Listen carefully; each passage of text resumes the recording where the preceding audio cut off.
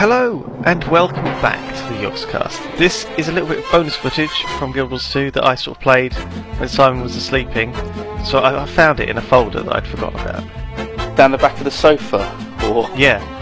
So I went into this like arena and there was a bone on the floor and I picked it up and then some Minotaurs came out and I'm like, oh crap. Now the problem is, because you picked up the bone, it changed all of your skills, so you no longer had those 5 skills. Yeah. You just had attack with bone, down to 1. That was it. So this is some sort of like little arena that I found myself in just randomly by wandering in there.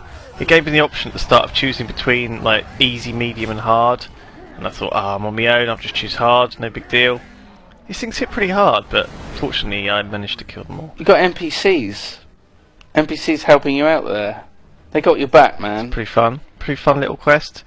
So I'm in like the Diessa Plateau, which is kind of like, I think I am anyway, it's like a level sort of 10 to 15 to 25 type area. Oh, Baby Charles there. Baby It's a random skill point fella here. Centurion, Mika Thick Blood. Oh. He's a couple of levels higher than me, I'm only level 11. Okay. Oh. And Just whack him in the face with a hammer. off my hammer, yeah. Knocking him back doesn't seem to be working. Oh, there you go, I knocked him back with that. I don't think you can really move him around too much because that'll like interfere with other people, I guess. It's okay, I want other people to come and help me, really. They'll get the skill point as well if they help me. So, I sort of want to kind of... I'm supposed to be sort of kiting him, really, and... I can't see loads of people rushing to your aid. No. I have to say. No, there aren't. Getting a bit owned. I'm getting a bit owned. I'm waiting for my heal to come off cooldown. I'm going to try and dodge here, but... It's close! Come on, watch 6! this, he jumped straight at me. Oh! Quick! Second wind. So now, I've got the second wind now. Obviously, my abilities here are throw rock, which I'm just doing from the floor there. My second ability is knock down with a hammer, which I'm going to knock him down. And the third and fourth abilities are... Oh, you're so close! Oh my god! Second wind. Ah! Just about. That was a bit flipping close, wasn't it? But I did it. That's amazing. God damn. Good job. Damn. Good job. So I've got a lovely Quite good skill at point this game. that I can spend on something. And I think this is where I actually bought the charge, the bull's charge. But I could have bought all sorts of other things. So I sort of cut that out, the rest of that, me just murking around. And I wandered off. Yeah. And I found some guy here who we're rezzing. He's having a sleep. He's tired. I was just kind of wandering around really and sort of exploring the world. I came across this area full of sort of ghost peasants. There are a couple of other players here. I think I was heading for a sort of area where it points down. I picked up a hammer and there's a copper vein. Okay. Which I'm getting. It's always good. Do you get the gems and stuff? So the hammer has sort of abilities that look like smash things, jump forward, and knock down. So not hugely different from my actual hammer, but it's sort of an AoE attack, just like my hammer is. So, ooh, quite cool. That was my adrenaline skill from my actual hammer. I'm limping a bit there because I'm crippled.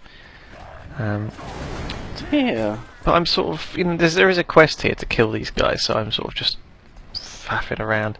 And I can see there's a skill point in here as well, so I'm like, aha, skill point. I think you can pretty much go to like any area in the game and just start killing shit, and you'll have a quest will pop up. Yeah. So. And even if it doesn't pop up, you'll still get like karma and XP and things that you can spend. So.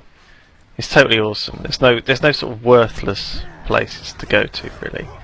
I think that's the general idea of the sort of end game of this, in some ways. That there's like 400 and something skill points, and all these different people that need helping out, and so it's going to take you a long time. It's a bit like doing Lore Master, I guess. You can continue sort of unlocking stuff for your character. So this guy's got another skill challenge, but he doesn't want to actually fight me. He just wants to give me a skill book, which is cool. I'm happy with that. So he's actually given me a skill book. Oh. Now, do you know how they work? I don't really know how those skill books work. I'm not sure what to do with them. You read the book, and then you can sort of like archive it, and it disappears from your inventory because you basically don't need it anymore. Does it go to your other characters on the account?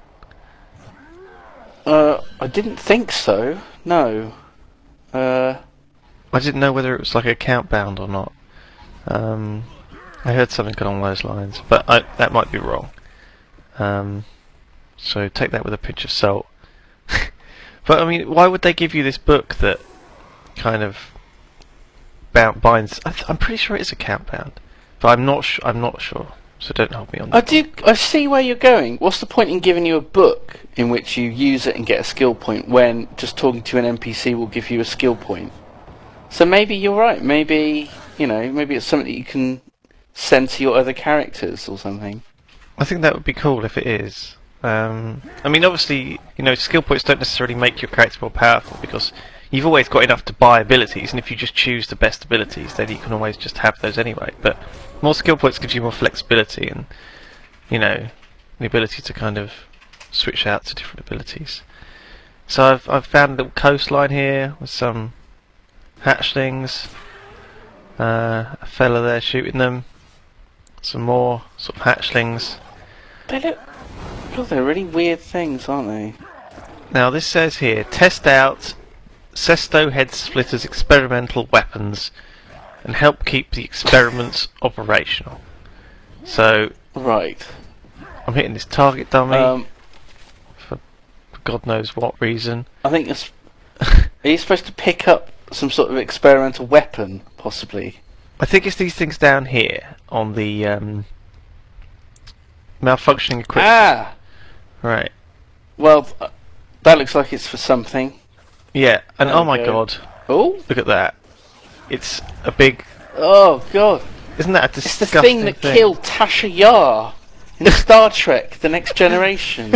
And it's like covered me in gross, tarry gunk, which crippled me. Oh. Well, you are next to water. You could just jump in the water and Wash be it clean off. again, surely. I don't know about that. Get a nice bar of imperial leather and Suds myself up a little maybe bit. some Lynx shower gel. Axe shower gel if you're in anywhere that isn't the UK.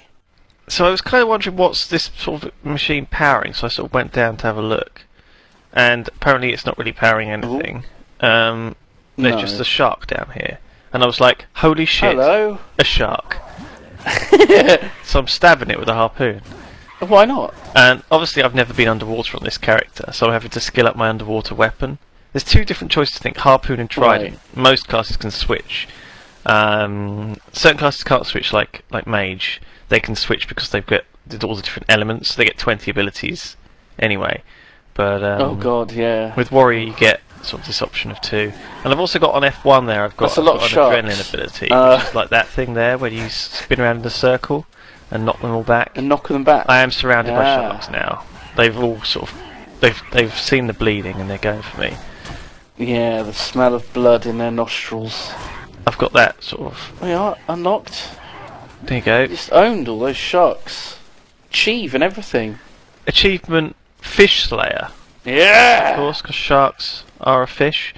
Yeah, they are. I got loads of loot. Mighty dagger.